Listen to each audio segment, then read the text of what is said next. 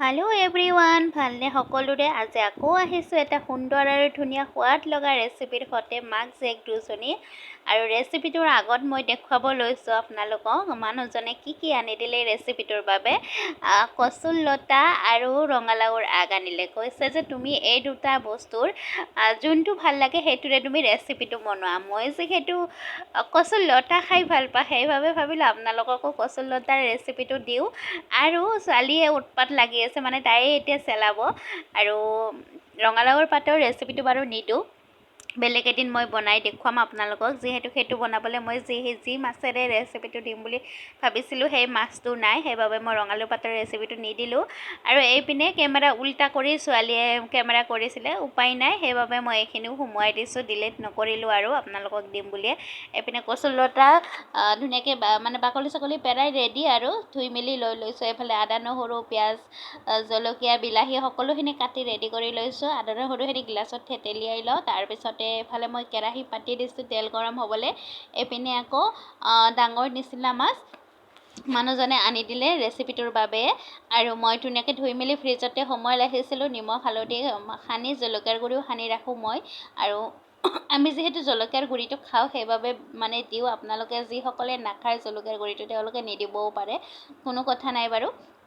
তাৰপিছতে এইপিনে মোৰ মাছখিনি ভাজি কৰা হ'বলৈ হৈয়ে গ'ল বাৰু। উল্টা পাল্টাকৈ অলপমান দিব লাগিব। আৰু নিচলা মাছ ভাজি কৰিবলৈ একেবাৰে সময় নালাগে, গৰম তেলত পেলাই দিলে হ'লে আৰু আল্টি পাল্টি মাৰি দিলে দেখিলেই নহয়, সময় বেছি নালাগিলে। কিন্তু অকণমান লাগি ধৰে, ইয়াৰে যিটো মানে তেল থাকে সেইবোৰ মাথাৰ, সেইটো বস্তু মানে লাগি ধৰে আৰু সেইটো খাবলৈ বহুত বেছি সোৱাদ লগা। যিখিনি তেল লৈ গৈছিল সেইখিনিতে মই মানে পিঁয়াজ এনেকৈ দি ভাজি কৰি ল'লোঁ, আদা নহৰু দি ভাজি কৰি ল'লোঁ। একেলগত বিলাহী জলকীয়া কাটি ৰাখিছোঁ, একেলগত দি দিলোঁ। আৰু এতিয়া ধুনীয়াকৈ এইখিনি লৰাই লৈছোঁ। এতিয়া ইয়াত মই দিম নিমখ হালধি জলকীয়াৰ গুড়ি আৰু অকণমান জিৰা গুড়ি।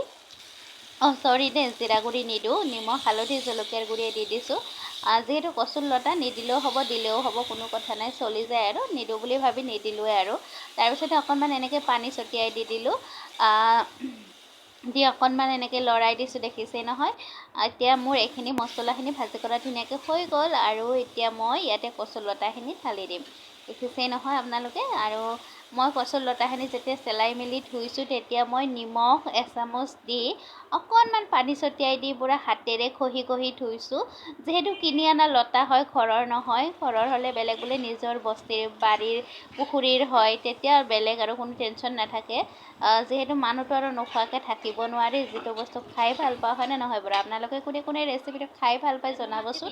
মানে কচুৰ লতাৰ ৰেচিপিটো যিসকলে খাই ভাল পায় তেওঁলোকে নিশ্চয় লাইক কমেণ্ট কৰিব, হয়নে নহয় বাৰু? আৰু মোৰ ৰেচিপিটো আপোনালোকৰ লগত কথা কৈ থাকোঁতে মানে বনোৱা হৈয়ে গ'ল। ইমানেই আছিলে ৰেচিপিটো দেই, বেছি দীঘলীয়া নকৰিলোঁ। আৰু আজি এনেকৈয়ে খাম বুলি বনালোঁ। আগতে পিছে পানী চানী দিও বনাই কিনি ৰেচিপি দেখুৱাইছোঁ, কিহেৰে কেনেকৈ বনাইছোঁ আপোনালোকে চাব পাৰিব। মোৰ কচুৰ লতাৰ ৰেচিপি বহুত দিয়া আছে।